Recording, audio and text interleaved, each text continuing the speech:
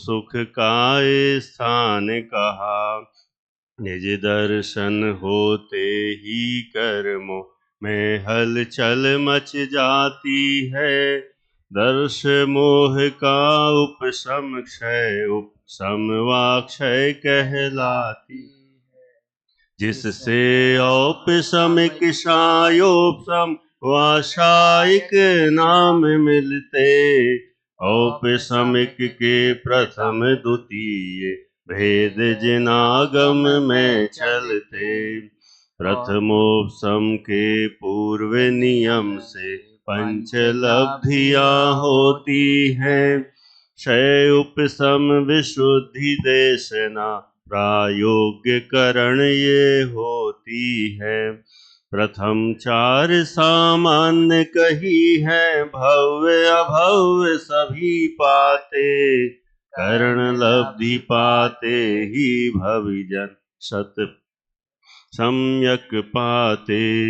अध अपूरव अनिवृत्ति ये तीन करण ही कारण है। इनके अलावा शेष प्रवृत्ति सब साधारण है। अतः इन्हीं का कथन अब करने का है भाव। ध्यान पूर्वक धरो चित्त में चाओ। ध्यान पूर्वक श्रवण करो, धरो चित्त में चाओ। ध्यान पूर्वक ही हमें सुनना है, समझना है। कोई भी विषय हो, और ये तो पंचलब्धि का विषय है, त्रिकरण का विषय है। ऐसे इस मार्ग में एक विषय की चर्चा हो रही है जो सम्यक दर्शन की भूमिका स्वरूप है। सम्यक दर्शन प्राप्त करना हम सभी का उद्देश्य है। सरल भाषा में सुख प्राप्त करना हमारा उद्देश्य है। सुखी सबको होना है। यदि उस सुख की प्राप्ति का उपाय कहें तो हम कह देते हैं सम्यक दर्शन प्राप्त हो जाए तो सुख की प्राप्ति हो जाए। ऐसे उस सम्यक दर्शन की भूमिका स्वरूप, उसकी प्रोसेस, उसकी प्रक्रिया क्या है, उसको बताने के लिए, समझने के लिए ये पांच लब्धि का अथवा और कहें तो तीन करण की चर्चा यहाँ पर प्रासंगिक है। हम वही कर रहे हैं। अभी हमने 2 दिनों में, पहले दिन तो मंगलाचरण के ही अर्थ को देखा, जिससे भूमि का स्वरूप अपना विषय स्पष्ट हुआ। दूसरे दिन प्रथमोपशम सम्यक्त्व की पात्रता के 11 बिंदु देखे। याद हो गए होंगे सभी को। पूछ लें किसी से भी। कक्षा है अपन, ऐसा होता कई बार तो प्रवचन जैसा चला, वन वे, एक जन बोलता गया, दूसरे सुनते गए। जबकि देखा जाए ये तो कक्षा है, तो प्रश्न उत्तरी भी बीच बीच में होती रहना चाहिए, और पूछेंगे तभी पता चलेगा कि विषय बराबर स्पष्ट हो रहा है कि नहीं, नोट किया जा रहा है कि नहीं। हाँ जी, 11 बिंदु किसको याद है? अच्छा, याद भी कर लिए तो बहुत बढ़िया। कम से कम 11 तो हाथ उठाते। कितने हो गए? 1 2 3 4 तो 6 2 8। 3 और कर दो। पूछूंगा नहीं, हाथ तो उठा ही दो। क्या जा रहा है? चलो 2 और बढ़ गए, 10 हो गए। हाँ हो गए, अब तो ज्यादा ही हो गए, 12 13 हो गए, हो गया काम। और क्या, मैंने पहले कह दिया, तो पूछना तो है, इसलिए उठा दो हाथ। लेकिन अधिकतम वही हाथ उठाता है जिसको थोड़ा बहुत तो कॉन्फिडेंस होता है। जबरदस्ती में तो कोई उठाता नहीं है। नहीं तो कह तो दिए ही है, नहीं पूछेंगे तो उठा दो हाथ।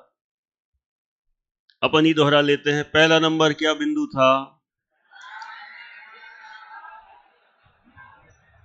बहुत बढ़िया। जिसके संसार भ्रमण का काल अधिकतम अर्ध पुद्गल परावर्तन शेष हो, ऐसा जीव ही प्रथमोपशम सम्यक तो प्राप्त कर सकता है। फिर दूसरी एक बहुत बढ़िया फैसिलिटी मिली। किसको हो सकता है? चारों गतियों के जीवों को हो सकता है। आज तो आर जो भी दिख रहा है, हाँ बढ़िया। चारों गतियों के जीवों को हो सकता है। नंबर 3, देखो इसमें भी गतियों संबंधी कोई भेदभाव नहीं, नारिकियों को पिछड़ा वर्ग में नहीं डाला है ना, कि नारिकी तो पिछड़े वर्ग में है, उनको कहाँ होगा है।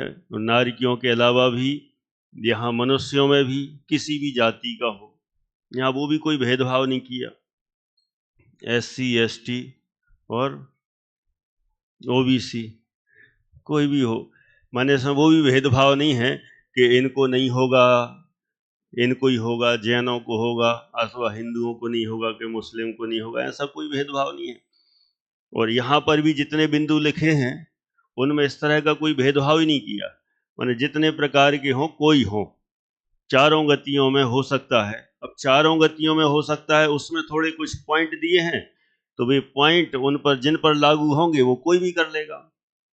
अपन देख लो, इसमें SC ST OBC भी सब सम्मिलित हैं, सबको हो सकता है। अब का चारों गतियों में कहा मात्र भव्यों को ही होगा, तो भव्य तो कोई भी हो सकता है, इसलिए भव्यों को प्रथमोपसम सम्यक्त हो सकता है। ऐसा तो कुछ है नहीं कि कौन सी जाति वाले भव्य होते हैं, ऐसा तो कोई नियम है नहीं, इसलिए भव्यों को होता है, तो भव्य तो कोई भी हो सकते हैं। नंबर 4, मिथ्या दृष्टियों को ही होगा, ये थोड़ा डिमोशन सा लगता है? लेकिन ऐसा है सो है, नियम है, उसके पीछे लॉजिक भी है। मिथ्या दृष्टियों को ही होगा, सम्यक दृष्टियों को नहीं होगा। मुनिराजों को होगा कि नहीं फिर है? जब मिथ्या दृष्टियों को होगा ऐसा कह रहे हैं, सम्यक दृष्टि को नहीं होगा, तो मुनिराजों को होगा कि नहीं होगा? हो जाएगा। लेकिन कौन से मुनिराजों को? हाँ, जो मिथ्या दृष्टि होंगे। जो सम्यक दृष्टि मुनिराज होंगे, ज्ञानी मुनिराज होंगे, उनको नहीं होगा प्रथमोपसम। मिथ्या दृष्टि मुनिराज होंगे जो पहले गुण स्थान में है, उनको ही हो सकता है। फिर इसके बाद है 5वां नंबर, किन को होगा? संगी पंचेंद्रियों को ही होगा, असंगी तक के जीवों को नहीं होगा। माने एक इंद्री से 4 इंद्री भी माइनस हो गए और असंगी पंचेंद्री भी माइनस हो गए, संगी पंचेंद्रियों को। फिर इसके बाद मनुष्य त्रियंचों की बात आई, तो उनमें किनको? गर्भजों को ही होगा। हाँ, वो पर्याप्त तक का तो हाँ, अच्छा 6वां पॉइंट है, पर्याप्तकों को ही होगा। यहां जितने बैठे उनमें से कितने पर्याप्तक हैं? ऐसा कोई हो जो अपर्याप्तक हो, हाथ ऊपर करे। उसने तो धोखे से कर दिया। हाँ, कभी कभी ऐसा भी हो जाता है कि कहीं कहीं किसी सभा में चले जाओ, तो कितने अपर्याप्तक हैं ऐसा पूछो तो कोई हाथ नहीं उठाता, क्योंकि जानते ही नहीं क्या होता है। और ये पूछ लो कितने पर्याप्तक हैं, तो 10-20 लोग हाथ उठा देते हैं, फिर बाकी का क्या होगा? माने जितने लोगों ने हाथ उठाए, पर्याप्तक कितने हैं? तो जिनको पता होता ना पर्याप्तक क्या होता है, वे लोग हाथ उठा देते हैं, और जिनको नहीं पता ही पर्याप्तक अपर्याप्तक, वे हाथ नीचे किए रहते हैं। तो क्या मतलब हुआ सम्यक? फिर जिनने हाथ नहीं उठाया वे कौन कहलाए? फिर है तो पर्याप्तक, लेकिन वो अपर्याप्तक की श्रेणी में आ गए। श्रेणी मतलब ये यहां पर बस ना समझी के कारण से हैं तो सभी के सभी पर्याप्तक ही। तो ये हो गया, पर्याप्तकों को ही होगा। फिर मनुष्य तिरंचों में गर्भजों को ही होगा। तो गर्भजों के भी सिस्टम बता दिए, कहां कहां तक। मनुष्यों में गर्भकाल सहित 8 वर्ष, तिरंचों में दिवस पृथक्त्व के पश्चात। सम्मूर्छनों के लिए निषेध कर दिया कि सम्मूर्छन मनुष्य तिरंचों को प्रथमोपसम नहीं होगा। और देवनारिकियों को, उपाजन वाले, उनको भी होगा, लेकिन कब होगा? अंतर मुहूर्त पश्चात ही होगा। 8वां पॉइंट दिया था, मंद कषाय रूप विशुद्धता के धारी हो, माने जो तीव्र कसाई हैं उनको नहीं होगा। कुछ बोलना है? बोलिए। इसमें हमने गर्भजों में, मनुष्यों में भोग भूमि की अपेक्षा नहीं ली अभी, मतलब 8 वर्ष तो कर्म भूमि की अपेक्षा हो गई। भोग भूमि में जैसे वो 21, 35 और 49 दिन रहते हैं वो। ठीक। इनका प्रश्न है कि यहाँ तो ख्याल में आए, प्रश्न दोहराता हूं इनका कहना है कि यहाँ तो लिखा है मनुष्यों का गर्भ काल सहित 8 वर्ष के पश्चात प्रथमोपसम सम्यक हो सकता है। ये तो कर्म भूमिजों के अनुसार हुआ। भोग भूमिजों का क्या होगा? भोग भूमिजों को जो जघन्य भोग भूमिज हैं, मध्यम हैं और उत्तम उत्कृष्ट भोग भूमिज हैं, जघन्य भोग भूमिजों को 49 डेज के पश्चात 49 दिन, मध्यम भोग भूमि वालों को 35 दिन के बाद और उत्तम भोग भूमि वालों को 21 दिन के बाद ही ये पात्रता आ जाती है। उनको प्रथमोपसम सम्यक तो हो सकता है। अब इसके बाद हम देखते हैं उपपाद जन वाले जो देवनारिकी हैं उनको अंतर्मुहूर्त के पश्चात। 8वां पॉइंट था मंद कषाय रूप विशुद्धता का धारी हो, उनको 9वां जागृत अवस्था में ही होगा और 10वां साकार ज्ञानोपयोगी को ही। सविकल्पात्मक जो चिंतन कर रहा है, विचार कर रहा है, भेद रूप स्व और पर का निर्णय करने में लगा हुआ है, ऐसे साकार ज्ञानोपयोगी को ही होगा। जो विचार ही नहीं कर रहा है उसको तो किसी भी हालत में नहीं होगा, क्योंकि विचार करते हुए परिणामों में ही ऐसी विशुद्धि उत्पन्न होती है कि जो उसमें दृढ़ हो सकता है। इसलिए साकार ज्ञानोपयोगी को ही होगा। इतनी चर्चा हो जाने के बाद फिर हमने देखा ये 5 लब्धियों पूर्वक ही होगा। अब 5 लब्धियों में अब हम सीधे आगे बढ़ते हैं। अगले विषय पर अपन आते हैं, क्षयोपशम लब्धि और विशुद्धि लब्धि। एक तरह से 2 in 1 क्लास हो रही है, 3 करण के साथ पंच लब्धि फ्री है। यदि प्योर पंचलब्धि नाम होता तो हम बहुत इसमें स्लो चलते, लेकिन अब नाम दिया है 3 करण तो मुझे उसको टारगेट बनाना है, तो यहाँ से हम थोड़ा फास्ट चल रहे हैं। आज 2 लब्धियों की विशेष रूप से हम चर्चा कर लेते हैं। प्रथम 2 लब्धियों के नाम है क्षयोपशम लब्धि और विशुद्धि लब्धि। इन 2 पर बात करेंगे। सबसे पहले तो हम ये जान लें, क्षयोपशम शब्द हमने कई एंगल से अनेक रूपों में सुना है, सुना होगा।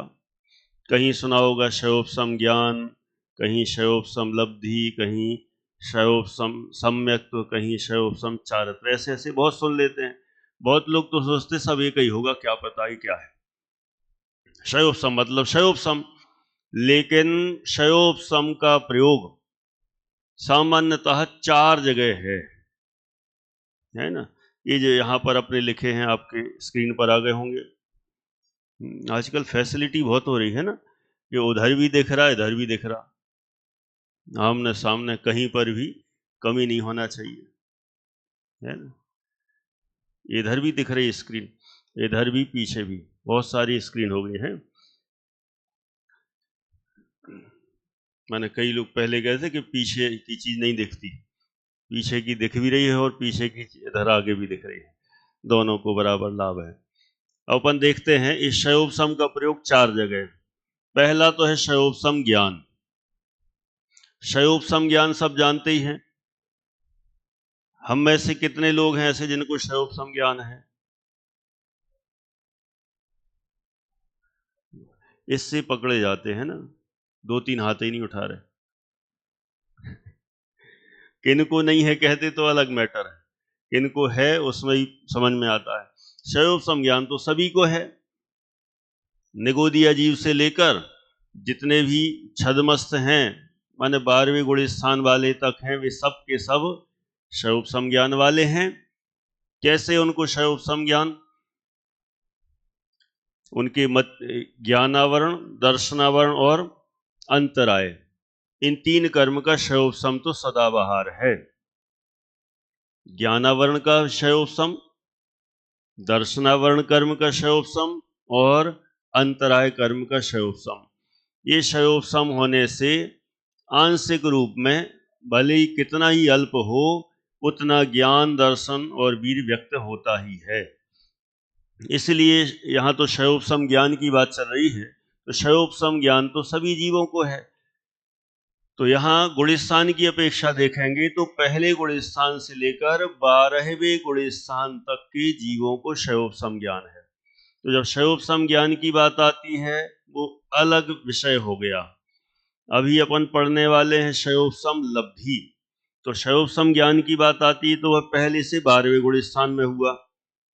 नंबर 2, क्षयोपशम लब्धि, जिस विषय पर हमें बात करना है, तो क्षयोपशम लब्धि तो मात्र पहले ही गुण स्थान में होती है, ऊपर के गुण स्थानों में है नहीं।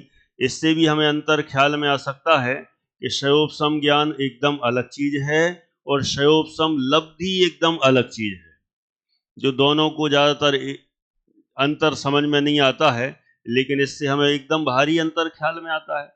एक तरफ तो एक चीज पहले से 12वें गुण स्थान का ज्ञान तो है ही, लगभग सभी को है, फर्स्ट ईयर में पढ़ चुके हैं, इसलिए अलग से कोई बताने की जरूरत नहीं है। देखो ये भी विषय की सीक्वेंस है कितनी क्लियर, कि ये विषय सेकंड ईयर थर्ड ईयर में रखा तो और अच्छा है, फर्स्ट ईयर में भी रखते तो भी चलता, अक्टूबर में तब तक तो उतना पढ़ ही लेते हैं सब, और कनिष्ठ वरिष्ठ में रख दिया जाए तो भारी संकट आ जाए और उनको वो बताना पड़े, है ना। ये क्षयोपशम ज्ञान हो गया कहां से कहां तक, पहले से लेकर 12वें गुण स्थान तक। तो ये एकदम कितना व्यापक है, पहले से 12वें तक, 12वें गुण स्थान वाले जो मुनिराज हैं क्षीण मोही, उन तक को क्षयोपशम ज्ञान ही है। और क्षयोपशम लब्धि की बात कर रहे हैं तो मात्र पहले गुण स्थान में ही कही। अभी हम जानेंगे क्षयोपशम लब्धि क्या है, इसका भी थोड़ा सा डिटेल अर्थ समझने का प्रयास करेंगे। अभी इतना ही बस गुण स्थान के अनुसार। नंबर 3 है एक क्षयोपशम सम्यक्त्व। क्षयोपशम सम्यक्त्व कहां से कहां तक है, चौथे से लेकर 7वें गुण स्थान तक है। इन 4 गुण स्थानों में ही क्षयोपशम सम्यक्त्व होता है, न इसके नीचे होता है और न इसके ऊपर होता है। क्षयोपशम सम्यक्त्व के 4 गुण स्थान। और चौथा पॉइंट है क्षयोपशम चारित्र। ये कहां होता है, 6वें से 7वें गुण स्थान में, अथवा और सूक्ष्मता से देखें तो कहां तक, 6वें से 10वें गुण स्थान में क्षयोपशम चारित्र होता है।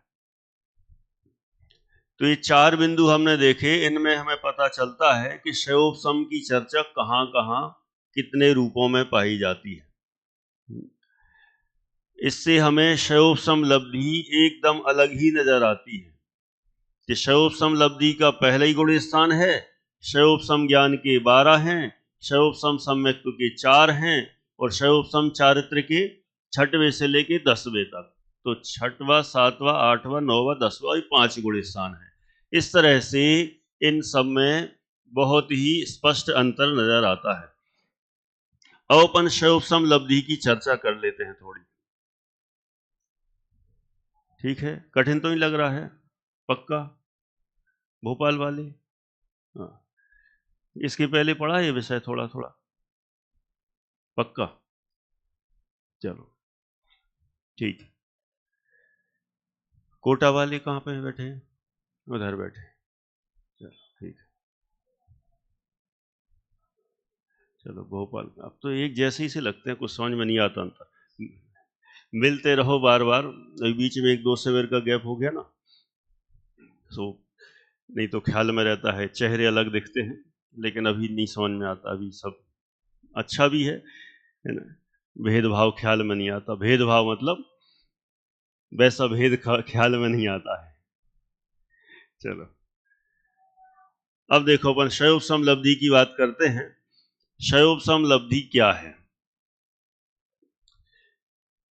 ज्ञानावरणादि, देखो यहां जो पढ़ रहे हैं अपने करणानियोग के जो प्योर शास्त्र लब्धि सारादि, इन्हीं की मुख्यता से बात कर रहे हैं। यदि आपने कहीं क्षयोपशम लब्धि की परिभाषा कहीं पढ़ी हो, मोक्ष मार्ग प्रकाशक जी में अथवा कहीं और भी, तो वहां अलग एंगल से कथन है, वो सामान्य कथन जानना।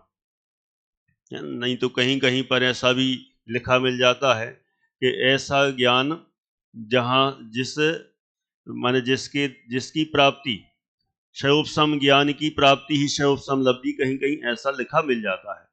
तो वो सामान्य कथन जानना अन्य प्रसंग में लिखा मिलता है। लेकिन क्षयोपशम लब्धि की जब बात करेंगे तो यहाँ एकदम प्योर परिभाषा दी गई है। इसे शैवोपम लब्धि की विशेष परिभाषा जानना। क्या लिखा है? ज्ञानावरणादि समस्त अप्रशस्त कर्म प्रकृतियों की शक्ति अर्थात अनुभाग जिस काल में समय समय प्रति अनंत गुणा घटता अनुक्रम रूप होकर उदय में आने लगे, उस काल में शैवोपम लब्धि होती है। इसको अपन अपनी अपनी भाषा में बात करते हैं। कर्म कितने होते हैं? कितने होते हैं? 8 होते हैं। सामान्य रूप से तो 8 ही हैं, विशेष रूप से कहें तो 148 भी हैं। यदि अपन 148 की बात करें 148, तो इनमें आप लोगों को इतना तो पता ही होगा मोटा मोटा कि इनमें 2 विभाजन हैं। कौन से 2? हाँ, मुझे लग रहा था कई लोग बोलेंगे घाती अघाती। अभी जो प्रसंग चल रहा है उसके अनुसार हाँ, प्रशस्त और अप्रशस्त, क्योंकि बात तो इसी की चल रही है। जो हमने पढ़ा है तो ये समझना कि उसी एंगल से प्रश्न पूछा जा रहा है। इन 8 कर्मों में अथवा 148 कर्म प्रकृतियों में प्रशस्त अप्रशस्त के भेद हैं। प्रशस्त अप्रशस्त कहो अथवा शुभ अशुभ के भेद हैं। प्रशस्त शुभ है, अप्रशस्त अशुभ है। तो इन 2 तरह के भेद इनमें पाए जाते हैं। अब इन 2 तरह के भेदों में थोड़ा थोड़ा तो बेसिक ज्ञान होगा कि घाती कर्म की कितनी प्रकृतियां हैं। बहुत बढ़िया, कितनी हैं? 47 हैं, 47। और अघाती कर्म की कितनी है? तो 47 कम कर दो तो बराबर आंसर आ गया 101। तो जो 47 कर्म प्रकृतियां हैं वे सब की सब पूरी की पूरी अप्रशस्त ही हैं, अशुभ ही हैं, अथवा कहें पाप रूप ही हैं, पूरी की पूरी।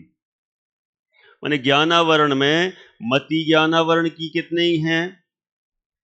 बोलो भाई, तो बहुत सरल प्रश्न पूछ रहा हूं। हाँ, कितनी है? 5 हैं।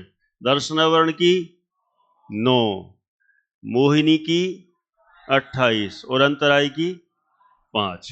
ये टोटल कितनी हो गई? 47, 47।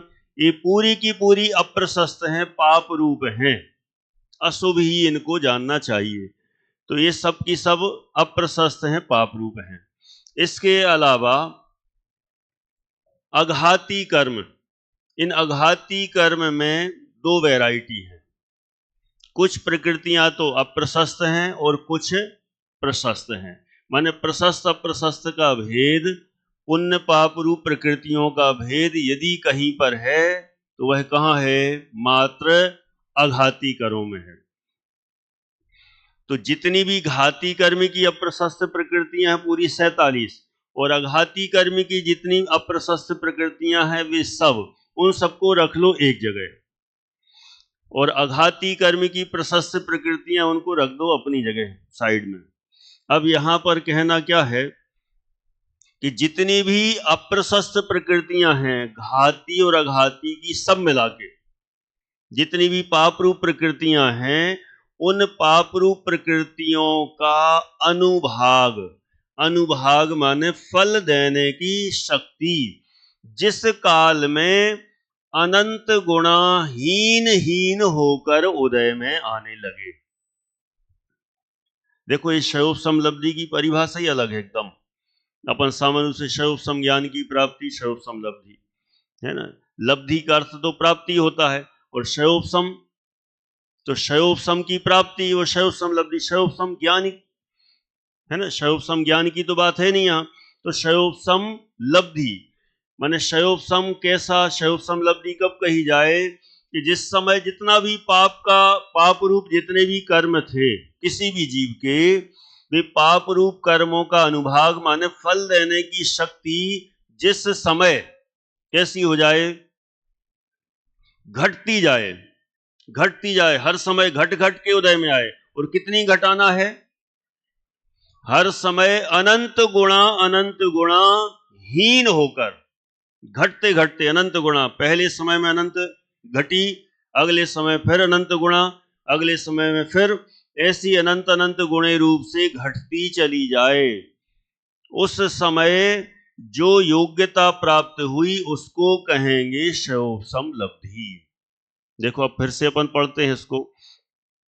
ज्ञानावरणादि, तो ज्ञानावरणादि में ज्ञानावरणादि घाती कर्म की 4 हो गई, और अघाती कर्म की भी जितनी पाप रूप हैं वे सब ले लो। समस्त अप्रशस्त कर्म प्रकृतियों की शक्ति, शक्ति माने अनुभाग, फलदान शक्ति, जिस काल में समय समय प्रति अनंत गुणा घटता, माने हर समय अनंत गुणा अनुभाग घटता चला जाता है। घटता अनुक्रम रूप होकर उदय में आने लगे। हर समय अनंत गुणा घटता घटता उदय में आने लगे, उस काल में शैवोपम लब्धि होती है। देखो इसमें जीव का कोई विशेष पुरुषार्थ ही नहीं है। यहाँ पर क्या पुरुषार्थ है? यहाँ तो कुछ भी नहीं बताया कि जब जीव मंदिर जाए, दर्शन करे, पूजन करे, स्वाध्याय करे, भक्ति करे, ध्यान करे, सामायिक करे, व्रत करे, उपवास करे, कुछ नहीं बताया। कोई इसमें कोई सिस्टम ही नहीं है, जरूरत ही नहीं है। माने जिस काल में ये अपन तो ये समझ लें कि जीव के कल्याण होने का समय सर्वथा तो नहीं कह सकते, क्योंकि तो अभव्यों को भी हो जाता है सिस्टम, अभव्यों को भी हो जाता है, लेकिन अपन मोटा मोटा स्थूल रूप से कहें कि जिसकी पात्रता निखरने वाली हो, जिसका भला होना हो, जिसकी भली होनहार है, जिसकी पंडित टोडरमल जी ने कहा जो है ना वो प्रसंग में, भली होनहार है जिसकी, जिसको ऐसे विकल्प आते हैं, मैं कौन हूं, कहां से आया हूं, मेरा स्वरूप क्या है, इस तरह की जो चर्चा की है, तो वो तो समझ लो कि वो उसको ये सारा कुछ हो गया है, इसलिए ऐसे विकल्प आने लग जाते हैं। माने ऑटोमेटिक ही, सहज ही, जिस जीव को पाप प्रकृतियों का अनुभाग, यहां कोई विशेष कोई पुरुषार्थ की बात ही नहीं की, जिस काल में पाप प्रकृतियों का अनुभाग अनंत गुणाहीन हो, अगले समय में फिर अनंत गुणाहीन हो, अगले समय में फिर अनंत गुणाहीन हो, और अनंत गुणाहीन होकर उदय में आने लगे, उस समय जो उसको जो विशिष्ट योग्यता प्राप्त हुई, उस योग्यता का नाम है शैवोपम लब्धि। देखो ऐसा होता है, अनेक जीवों को हो जाता है, और अनेक जीव ऐसी शैवोपम लब्धि को प्राप्त कर लेते हैं। कभी कभी तो हमें भी हो जाती हो, पता भी नहीं चलता, ऐसा भी प्रसंग बन जाता है। शैवोपम लब्धि हो जाए, विशुद्धि लब्धि हो जाए, किन्हीं को पकड़ में आ जाती है, विचार करें तो ख्याल में भी आता है, नहीं तो नहीं भी पकड़ में आए, लेकिन ऐसा अनुभाग पाप कर्म का जब अनंत गुणाहीन होता जाता है, उस समय उसके शैवोपम लब्धि की प्राप्ति कही जाती है। बराबर बोलो। जैसे एक लब्धि शैवोपम लब्धि अकेले हो सकती है, बाकी आगे की कोई भी ना हो? क्या शैवोपम लब्धि बस हो और बाकी के ना हो? ऐसा नहीं होगा। आगे बढ़ते जाएंगे लब्धियां। नहीं, बढ़ता जाएगा ये जरूर नहीं है। शैवोपम लब्धि के साथ विशुद्धि लब्धि भी हो जाती है। माने जिसके पाप कर्म का अनुभाग घटेगा, तो उसके मोह की, अभी जो अपन बात करेंगे ना विशुद्धि लब्धि, जैसे वो जो सम्यक दर्शन और सम्यक ज्ञान में बात कही ना, युगपत होते हु प्रकाश दीपक ते होई, कि एक दीपक का जलना और प्रकाश का होना एक साथ ही है। तो यहां पर भी शैवोपम लब्धि और विशुद्धि लब्धि, जैसी शैवोपम लब्धि होगी तो इसके बल पर उसके सहज ही विशुद्धि लब्धि भी प्रकट हो जाती है। अभी जब अपन परिभाषा पढ़ेंगे तो उसमें और ख्याल में आएगा, क्योंकि जिसके पाप कर्म का अनुभाग इतना हीन हुआ है, पाप कर्म का अनुभाग हीन होने से उसके कहीं न कहीं मोह की मंदता, कषाय की मंदता उत्पन्न होती है, तो वही तो विशुद्धि लब्धि है। बात करते हैं, पहले शैवोपम लब्धि की बात हो गई।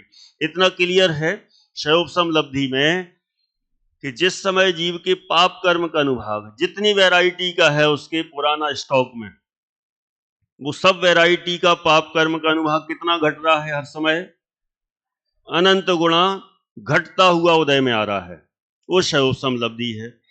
अब यहां पर अब आगे तो 4 अंतर बताए हैं क्षयोपम ज्ञान और क्षयोपम लब्धि में, ये भी अपन जान लेते हैं, क्योंकि कई बार क्षयोपम ज्ञान और क्षयोपम लब्धि में बहुत कंट्रोवर्सी होती है और वो जब भी बात आती दोनों मिक्स होने लग जाते हैं।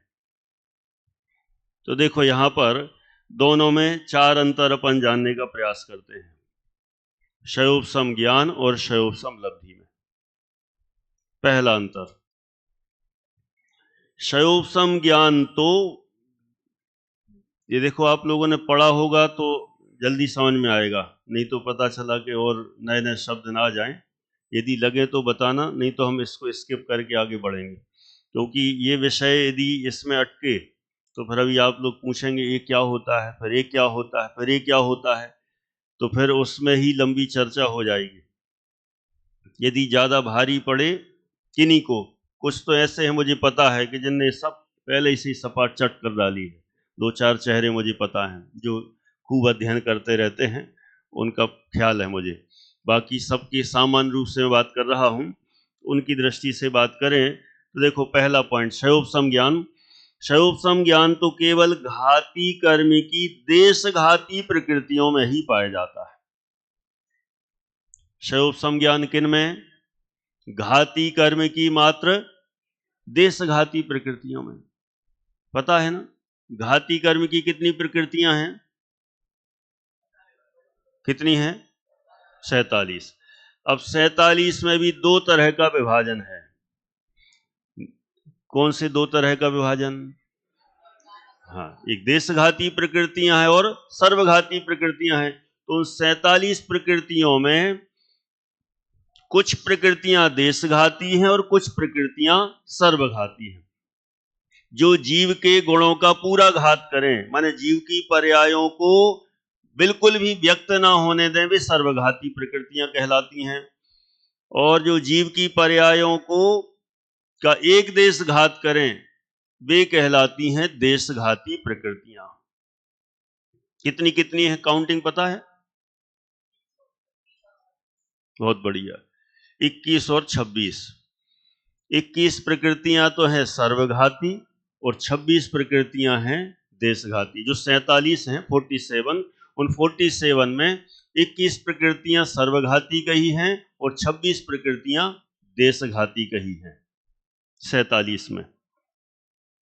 अब गिनवाने की जरूरत थोड़ी है, गिन भी देंगे तो लंबा विषय हो जाएगा।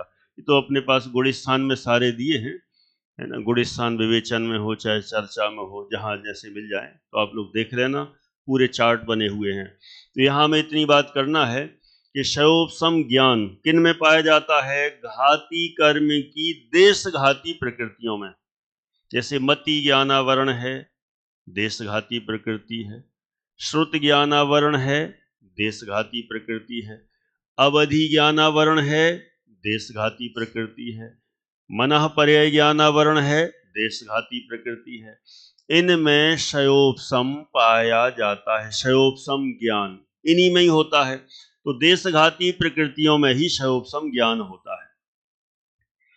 और क्षयोपम लब्धि, क्षयोपम लब्धि घाती अघाती की समस्त अप्रशस्त प्रकृतियों में लागू होती है।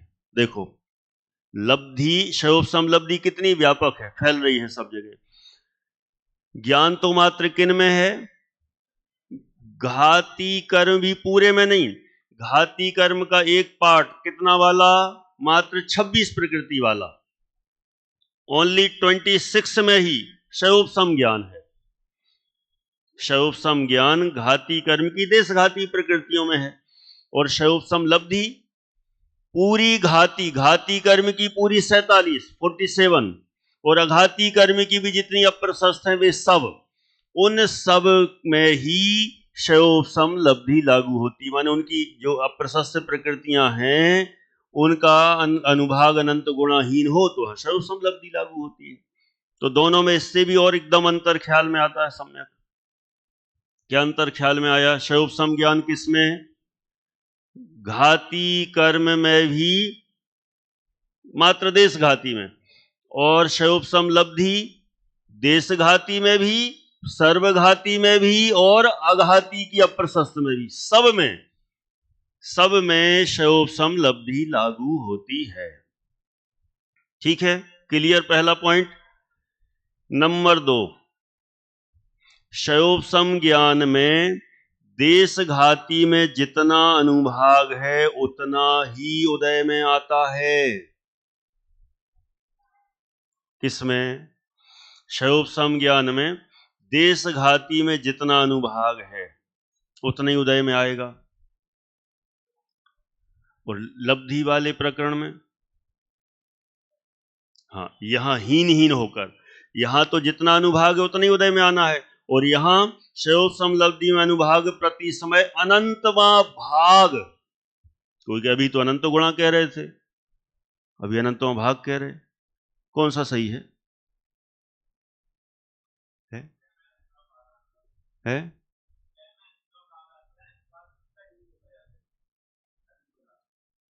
हाँ ठीक, बात एक ही है, कहने के तरीके अलग अलग हैं। सही है, माने यहां पर क्षयोपशम लब्धि में अनुभाग प्रति समय अनंतमा भागहीन होकर, अनंतमा भाग होकर उदय में आता है, ऐसा भी कह सकते हैं। अथवा अपन इस भाषा में कहना अनंत गुणाहीन होकर उदय में आता है, तो एक ही बात है। माने वहां तो देशघाती में जितना अनुभाग है उतना ही उदय में आना है, और यहां लब्धि में अनंतमा भाग, ये हीन होकर उदय में आएगा। ये दोनों में अंतर है। तीसरा अंतर, क्षयोपशम ज्ञान तो निरंतर है, नींद में भी है, बेहोशी में भी है, सब में है। बीच बीच में झपकियां भी लेते रहते हो, उनमें भी है। होता है कि नहीं है? सब में है। सो जाओ तो, जगे रहो तो, है, आईसीयू में चले जाओ तो, वेंटिलेटर पे हो तो, सब जगह क्षयोपशम ज्ञान हर जगह रहेगा, किसी भी कीमत पर उसका अभाव नहीं होगा। कहीं पर हो, किसी भी दशा में हो, लेकिन क्षयोपशम लब्धि ऐसी नहीं हर जगह चली जाए, कहीं पर भी हो जाए। क्षयोपशम लब्धि कब होगी? क्षयोपशम लब्धि मात्र जागृत अवस्था में अंतर्मुहूर्त के लिए होती है, सोए हुए को नहीं होगी। मान लो कोई सो रहा है तो ये पक्का समझ लेना उसको क्षयोपशम लब्धि है ही नहीं। जो नींद निकाल रहा है, यौनिंग ले रहा है, झपकियां ले रहा है, बार बार सो रहा है, उसको भी क्षयोपशम लब्धि तो हो ही नहीं सकती उस काल में, आगे पीछे हो जाए तो ये बेहोशी में, नींद में क्षयोपशम ज्ञान तो बना रहेगा, लेकिन क्षयोपशम लब्धि होश में ही, एकदम जागृत अवस्था में ही होती है। ये भी अंतर एकदम ख्याल में आता है महेश जी साहब।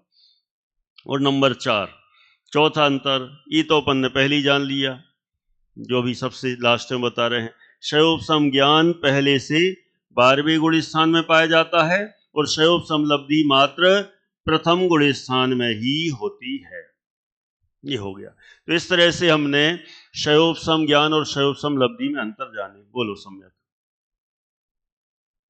क्षयोपशम ज्ञान में जो दूसरा पॉइंट है कि देशघाती का जितना अनुभाग है उतना ही उदय में आएगा, तो जो अपकर्षण उत्कर्षण हुआ अगर उसमें उत्कर्षण में, अपकर्षण में भी उसके अनुभाग कम हो जाता है, तो क्या फिर उसको क्षयोपशम लब्धि में ले सकते हैं? नहीं ले सकते। इनका प्रश्न है उत्कर्षण अपकर्षण आदि होते हैं तो क्या उसमें क्षयोपशम लब्धि में लेते? नहीं, उत्कर्षण अपकर्षण होंगे, ये तो उत्कर्षण अपकर्षण जब होंगे तो उसके अनुसार अनुभाग उदय में आएगा, है ना। लेकिन यहाँ तो, वहां तो कंडीशन अप्लाइड है, यहाँ तो सीधा अनुभाग हीन हो रहा है, और कितना अनंत गुणाहीन हो रहा है सीधा। यहां पर वो तो चर्चा ही नहीं की, माने वहां अपकर्षण उत्कर्षण हो भी गया तो उसके अनुसार आएगा, लेकिन यहां तो अनंत गुणाहीन हर समय होके ही आ रहा है, वो बिना कंडीशन के, ऐसा है। अब देखें आगे, अब विशुद्धि लब्धि की चर्चा कर लेते हैं। क्षयोपशम लब्धि क्लियर, एक बार फिर से रिवाइज कर लें। अभी तक हम ज्यादातर अनेक लोग समझते हैं क्षयोपशम शब्द आया, क्षयोपशम आते ही हमें ऐसा लगता है कि सब एक ही है, लेकिन यहां क्षयोपशम को हमने 4 रूपों में देखा। क्षयोपशम ज्ञान के रूप में, क्षयोपम लब्धि के रूप में, क्षयोपम सम्यक्त्व के रूप में और क्षयोपम चारित्र के रूप में। ये 4 जगह क्षयोपम का प्रयोग किया है। ठीक है, नीले कुर्ते वाले बराबर, पक्का। 4 पॉइंट कौन से? पहला, इनको क्षयोपम ज्ञान है, क्षयोपम लब्धि तो पक्का नहीं है ना। चलो अब प्रकट करने की कोशिश करना। 4 पॉइंट, पहले 4 पॉइंट कौन से? क्षयोपम ज्ञान, दूसरा क्षयोपम लब्धि, तीसरा क्षयोपम सम्यक और चौथा क्षयोपम चारित्र। ये 4 जगह, और इन चारों को हमने देखा कि इन चारों की गुण स्थान भी समझ लिए। क्षयोपम ज्ञान के गुण स्थान 1 से 12, क्षयोपम लब्धि का मात्र पहला, क्षयोपम सम्यक्त्व का 4 से 7वां और क्षयोपम चारित्र का 6 से 10वें तक। ये अंतर। फिर 4 अंतर और देखे हमने किसमें? क्षयोपम ज्ञान में और क्षयोपम लब्धि में, क्योंकि इन दोनों में टकराहट हो जाती है कई बार कि शास्त्रों में सामान्य परिभाषा कहीं कहीं दे देते हैं। ऐसे क्षयोपम की प्राप्ति जो जिससे तत्व ज्ञान आदि का हम कर सके, तो उसे क्षयोपम लब्धि कह देते हैं। तो कंफ्यूजन क्रिएट ना हो, तो क्षयोपम ज्ञान में और क्षयोपम लब्धि में दोनों में हमें बराबर अंतर ख्याल में आए, इसके लिए 4 अंतर अपन ने दोनों में देख लिए। क्षयोपम ज्ञान एकदम अलग चीज है और क्षयोपम लब्धि एकदम अलग चीज है, तो 4 अंतर हमें एकदम स्पष्ट हुए। अब अपन आते हैं सीधे विशुद्धि लब्धि पर। 4 तो बज गए, लेकिन करते हैं थोड़ा सा, है ना। भाई सब आ गए क्या? अच्छा, चलो तो फिर तो क्या है, कोई बात नहीं।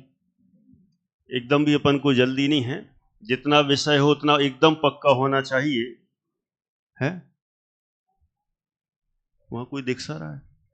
अच्छा, कोई नहीं, वही नहीं। अच्छा, लेकिन जो भी है वो तो अपन शुरू करेंगे, अभी 2-5 मिनट में आ जाएंगे, तो चलेंगे आराम से, चलते जाएंगे, हो जाएगा। बाद में जब ये गाड़ी ट्रैक पकड़ लेगी तो अपन फिर जल्दी से फिर 3 करण को और अच्छे से समझ लेंगे, हो जाएगा, विषय तो हो जाएगा। लेकिन ऐसा भी नहीं कि यहां से ही भागने लग जाओ, एक बार पक्का होते जाने दो, पक्का होता जाएगा, बाद में पूरा क्लियर होगा। ये भूमिका ही खराब हो गई, बिगड़ गई, तो फिर तो आगे पूरा ही बिगड़ना है। इसलिए चलते, कल अपन विशुद्धि लब्धि को भी देख लेंगे, उसमें भी बहुत वैरायटी की विशुद्धि शब्द के प्रयोग भी बहुत जगह होते हैं, तो जितनी जगह होते हैं उन सब प्रयोगों को भी देखना है, और उन जहां जहां विशुद्धि के प्रयोग होते हैं वो वहां वहां विशुद्धि के कैसे कैसे अर्थ निकलते हैं वो भी जानेंगे, और जो अर्थ निकलेंगे उनको हम गुण स्थान में भी देखने का प्रयास करेंगे। तो विशुद्धि में भी बहुत क्लीन, एकदम क्लियर अंतर ख्याल में आ जाएगा। फिर जब क्षयोपम और विशुद्धि की चर्चा हम मिक्स करके करेंगे, और फिर उसके बल पर ही देशना के लिए आगे बढ़ पाएंगे, तभी तो अपन फिर कर्ण पे पहुंचेंगे, नहीं तो यहीं पर फेल हो गए तो क्या होगा। इसलिए अपन यहां पर ही पूरा करते हैं, शेष चर्चा अपनी आगे होती रहेगी। बोली द्वादशांगमयी जिनवाणी माता की जय।